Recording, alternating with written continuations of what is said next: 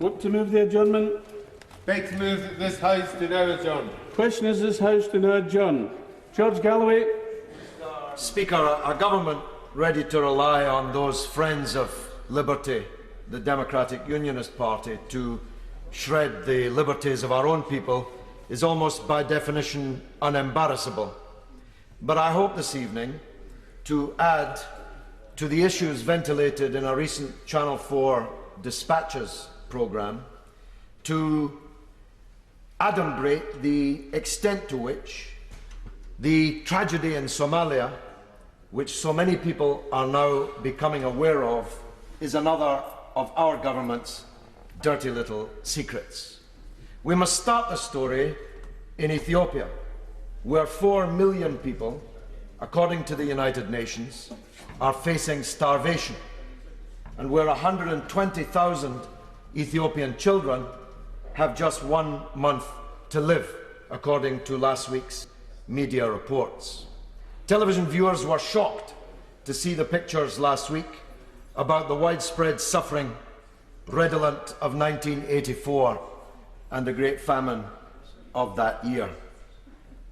The US and Britain immediately pledged $90 million in famine relief. Just 1 week after its appeal to the international community for famine relief, the Ethiopian government increased its military budget by $50 million to $400 million. The regime in Addis Ababa, when I knew them in the 1980s, Mr. Deputy Speaker, they were pro-Albanian Maoists, is the most militarized and heavily armed in Africa. It is in a state of perpetual war or preparation for war with one neighbour, Eritrea. It is supporting anti-government rebels with Western connivance, many believe, in Sudan. But most astonishing of all, the government of Ethiopia, this starving country, whose little children, fly-infested, kwashiorkor swollen, famished, famine-stricken children, has been encouraged, armed, trained, financed and otherwise facilitated to invade and occupy its neighbour Somalia and create a reign of terror in that land, which is testified to by this voluminous Amnesty International report, which if I had time I would extensively quote from. Somalia has lost thousands of dead as a result of the Ethiopian invasion. Millions have been displaced. Somalia, under Ethiopian occupation, is the grimmest prison state in Africa. Worse, far worse than Mugabe's Zimbabwe. And who has done the encouraging, the arming, the training, the financing and the facilitating? The same US and British governments who donated the $90 million to the same Ethiopian government which is burning its money and burning the villages, the neighbourhoods and the people of occupied Somalia. This government is never done talking about the shortcomings of African leaders. Just last week in Rome, the Secretary of State for International Development was roaring at Robert Mugabe. Yet there has not been a squeak out of him or any other minister about the much bigger crime in which we are ourselves deeply complicit. Is it any wonder that African opinion considers so much of what we have to say about misgovernance in Africa to be the deepest, most cynical hypocrisy? 2 weeks ago, Channel 4's Dispatches team took terrifying risks to bring us the latest from occupied Mogadishu. It was undoubtedly an award-winning documentary. It was memorable for many reasons, not least the scene in the FCO when the Minister, Lord Malach Brown, his face frozen in horror, was confronted by Adam Hartley with the central case of the documentary makers, which for those members who didn't see it, I know that the Minister will have seen it. She could hardly be sent out to bat on this wicket without being shown it, was this: that in the grim prison state of occupied Somalia, the fingerprints of our country and our government are all over the scene of the crime. The president of the puppet regime imposed by the Ethiopian army in Somalia turns out to be British. He spends much of his time here. Well, it's dangerous in Somalia after all. He has property here, family here. He presides over a gang of torturers, murderers, grand larceners, extortionists, and then flies back to England. The police chief, whose police officers kidnap people for ransom, which they extort from people living in our own country, in Leicester, in Birmingham, in London. His police officers torture people. They make them disappear. They kill them if their families will not pay. He's British too, Mr. Deputy Speaker. And the former Interior Minister, who presides over an interior of mass refugee camps, starvation and misery, and who stands accused of stealing international aid, of diverting food for political purposes, why, he also is British. And guess what? Who's paying the wages of the murdering, kidnapping, torturing, quizzling police force in Ethiopian-occupied Somalia? That's right, we are. The puppet dictatorship in Somalia is a very British crime, especially as our own government, especially the pocket-sized Palmerston, the Secretary of State hitherto referred to, is so very voluble on other problems in Africa. So how did we get here? How did we get into bed with the former pro-Albanian Maoists of the government in Addis Ababa? I'm afraid it's our old friend, our old acquaintance. The policy of my enemy's enemy is my friend. This policy, which has put us in so much trouble, from Afghanistan to Iraq and many other parts of the world, is what lies behind this obscene paradox. We're supporting the Ethiopian government's occupation of Somalia because George Bush told us to, because Somalia is a front line in George Bush's ill-conceived, counterproductive, utterly discredited, about to be booted out in the United States, so-called war on terror. We are against the former government of Somalia because it was an Islamic government. Just as we're against the government in Sudan because it's an Islamic government. Just as Ethiopia on our behalf opposes the government in Eritrea because it's an Islamic government. This policy, having been such a disaster around the world, is now in full force in Somalia. And but for Channel 4's dispatches, hardly anyone in Britain would know anyone about it. No minister has come to the dispatch box to explain why British taxpayers' money is being paid to a police force in Mogadishu, which is accused of kidnapping people and extorting the money for the ransom from British citizens. No British government minister has come to explain, unless one takes Lord Malloch Brown's frozen face as explanation, why we are so heavily involved with a puppet regime bereft of political and public support in Somalia.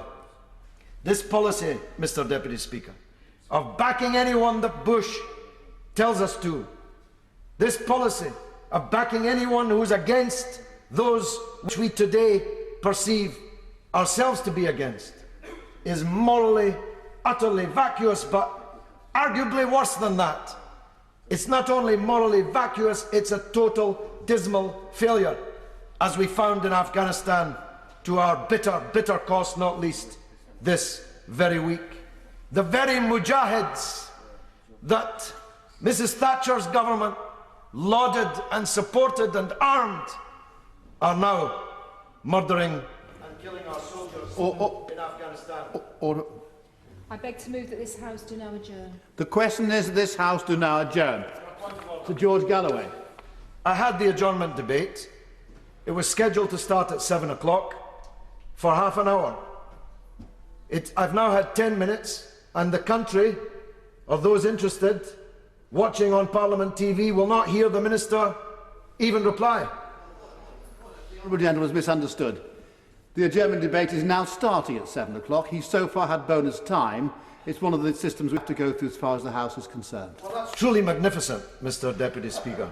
And I have plenty to say. Perhaps I can now quote from Amnesty International in more detail in the time that I didn't think I'd have available. The point is, Mr. Deputy Speaker, this policy is not only morally bankrupt, it is also politically disastrous.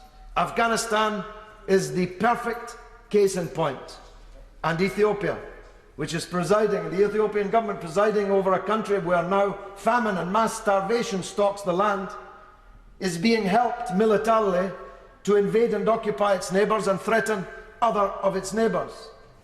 What can this conceivably do for our standing in Africa? What can this do for our credibility when we lecture the government of Sudan or the government of Zimbabwe? But if our problems on this were confined to Africa, Mr. Deputy Speaker, then that would be bad enough. But it's much, much worse than that. The Somalians are the tallest people on the earth, but they're virtually invisible politically on the international stage and in our own country. But there are hundreds of thousands of Somalians in our country. Hundreds of thousands. Either because they have European Union passports or because they are refugees from the very fighting which we in part are fueling. And their young people are increasingly furious, bitter, angry, nursing their wrath as they watch on the Somali television and elsewhere on other Muslim channels the carnage in their country. 2 million people in a country of 11 million. That's almost a fifth of the population. If it were our population, it would be 12 million people living as refugees. If you want to scale it up, 2 million refugees inside the country, 1 million refugees in neighbouring countries. God knows how many hundreds of thousands scattered across the European Union.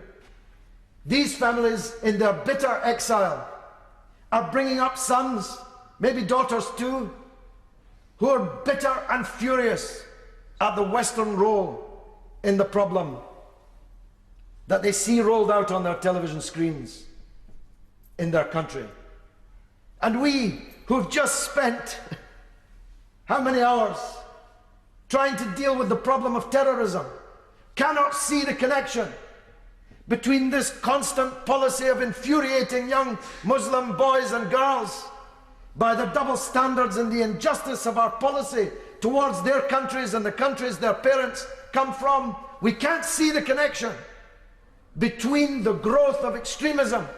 Government's always looking for a cleric to blame or an organisation to ban for the radicalisation of Muslim youth in Britain.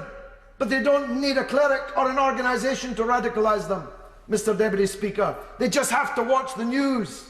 They just have to watch what our government is doing in Muslim countries like Somalia.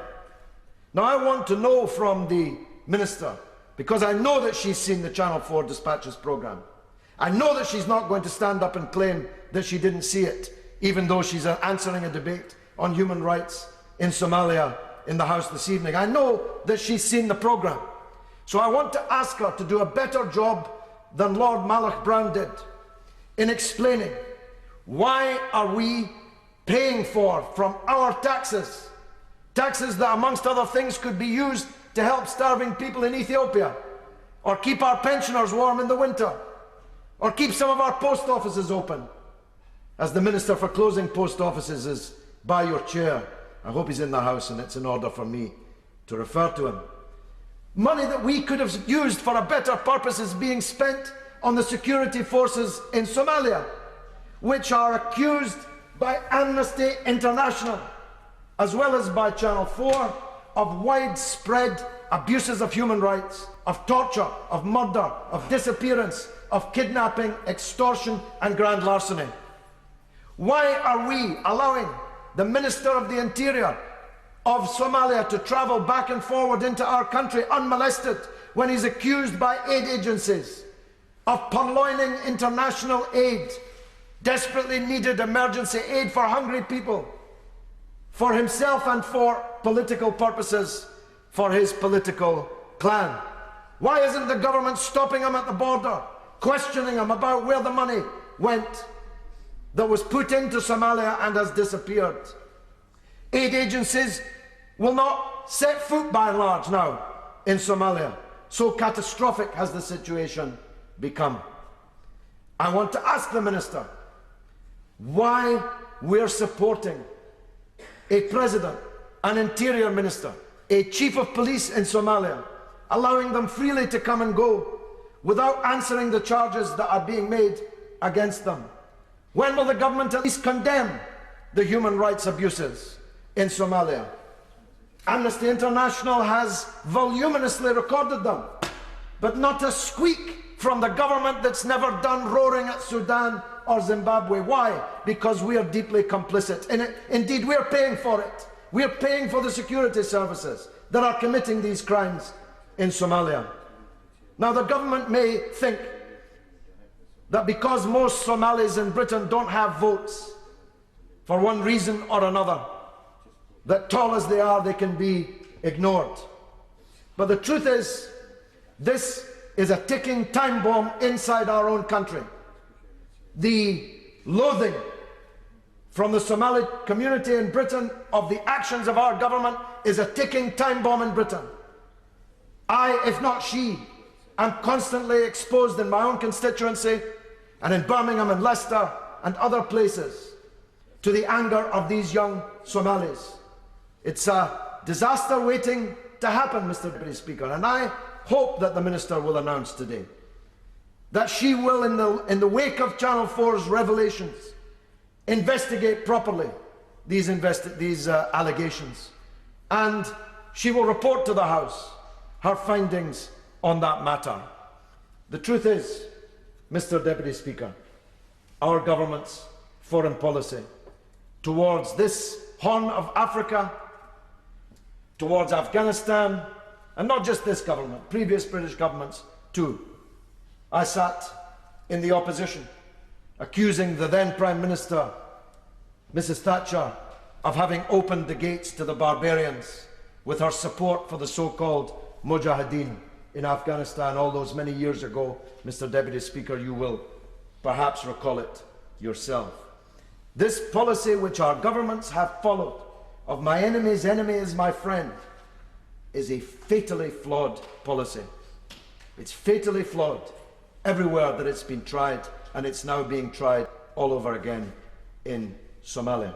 So for the sake of the many Somalis who are watching this, because the word is out in the Somali community about this debate this evening, for the sake of the people on Universal TV and other Somali channels who will show this debate, I hope that the Minister will come clean about the dreadful problems that exist. And I hope she'll say to the Ethiopian government, the Honourable Gentleman wishes to give way. The Honourable Gentleman giving way. Can I congratulate him on his success in getting this debate this evening? I apologise that I've arrived late, Mr. Deputy Speaker. It caught me slightly unawares. What's best for the Somalian people and Somalia itself, of course, is security. Does the Honourable Gentleman accept that the Ethiopian government are providing security in Somalia at the moment, and they want to withdraw from Somalia at the earliest possible moment? And would he join me in encouraging the United Nations and in Amazon and also the African Union to ensure that troops are put back into Somalia in order to give Somalis that security that they need? Ethiopian troops want to return to Addis Ababa. Well, I don't accept it. I don't accept it at all, Mr. Deputy Speaker, and I know the Ethiopian government rather better, it seems, than the Honourable Gentleman. As I explained before he came in, I knew them when they were pro-Albanian Maoist guerrillas in the TPLF. I knew all their leaders, who are now the government ministers. I know that they have no intention of withdrawing from Somalia unless they're forced to. They want to occupy Somalia because they've been paid to do so. And they were paid to do so by the governments of the United States and by our own government. They're doing a job for what they imagine to be the western part of the international community. Well, the Minister for Closing Post Offices laughs, but he has many Somalis in his constituency, as I have in mine, and I hope that the camera caught him laughing. The truth is I do apologise for intervening with the Honourable Gentleman. I didn't laugh at anything he's been saying so far. Well, I'll not go further down that track. Perhaps the camera caught the verisimilitude. The truth is that the Ethiopian government is carrying out a service for the people who give it weapons, for the people who give it money, and for the people who give it diplomatic and political support. They're having a Beano in the Ethiopian embassy next week. Perhaps the Honourable Gentleman is going. He'll certainly get an invitation in the post after his intervention on my speech. They're having a Beano to celebrate the 17th anniversary in the Ethiopian embassy in London of their coming to power. It's going to be a very grand event. This at a time when their own people are starving to death. Their children are starving to death, 120,000 of them, with a month to live, and they're invading and occupying their neighbouring countries. And nobody says boo about it. In fact, far from saying boo, they say, here's some more military and some more financial aid to do it.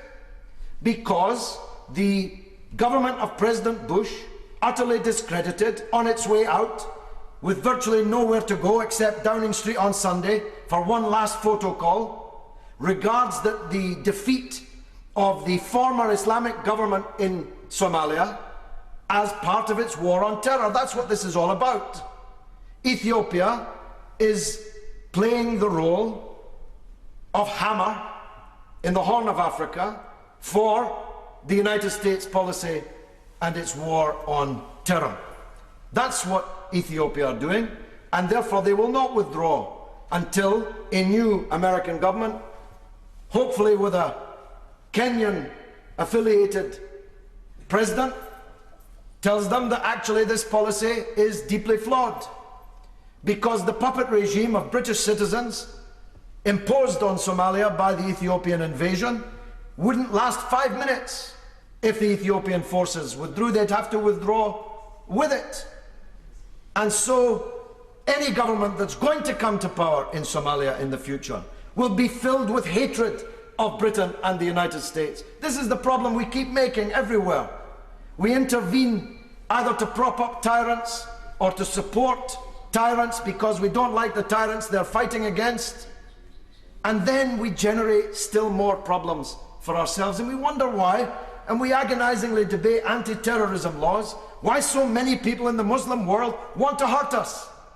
Why so many young people in the Muslim world are so bitter and angry about us that they want to hurt us. Well, is it any wonder? Can it be any wonder to any sane person? I'm giving way in a second to the Honourable Gentleman. Can it be any wonder it's these kind of policies? I beg the Minister to believe me, because I'm talking to Somalis all the time. The rage felt in the Somali community in Britain and around the world about Britain and America's role in their country is generating a terrorist. Let me spell it out, as the Right Honourable Gentleman who saved the government's bacon earlier this evening is now in his place. Let me spell it out. As we spent so many hours discussing anti-terrorism, we are making new terrorists in Britain with our policy towards Somalia, with our double standards, with our hypocrisy. I give way to the Honourable Gentleman. The Honourable Gentleman has been very generous. Whilst the government of Ethiopia is not perfect, and indeed there are governments closer to home that aren't perfect, and it's absolutely right that human rights abuses by the Somali security services are fully investigated, does nevertheless he accept that if Ethiopian troops at this current time withdrew, that would create a security vacuum into which terrorist groups, including Al-Qaeda, would create mayhem in the Horn of Africa, a key and strategic location, and that would come back to haunt us. But, Mr. Deputy Speaker, I said in this House over there, when we recalled the House just a few days after the atrocity of 9/11, if you'll forgive me quoting myself, I said, if we handle this the wrong way, we'll make 10,000 new bin Ladens. And we have handled it the wrong way. And we have made 10,000 new bin Ladens. And the problem of Al-Qaeda in Somalia has been made worse by the Western intervention and the Ethiopian invasion. Far more people have been recruited to a narrow, fundamentalist, separatist, violent Islamism by our policy than ever would have been if that policy had never been formed. The honourable gentleman obviously hasn't read this Amnesty International document. The Ethiopian forces are not providing security, they're providing mass murder and mass terror in the occupied Somalia. The refugee camps are full of 2 million people. No one can walk on the streets of Mogadishu. Channel 4's reporters were almost killed making their programme.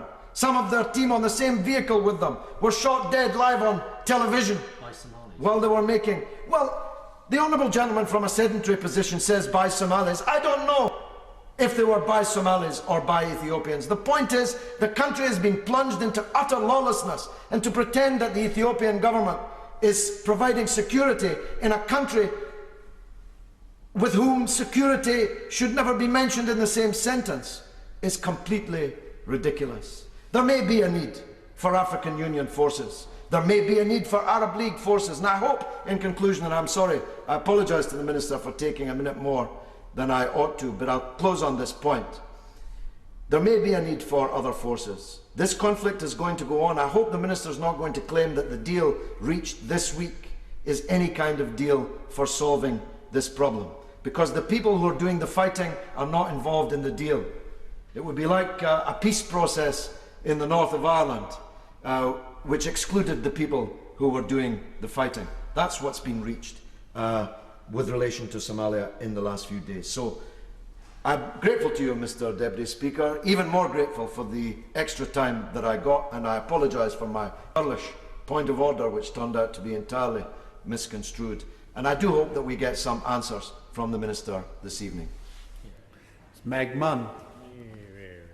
Thank you, Mr Deputy Speaker, and I welcome the opportunity to reply to the member for Bethnal Green and Bow on this debate. I see this as an excellent chance to highlight how the Foreign and Commonwealth Office seeks to address a number of issues relating to Somalia.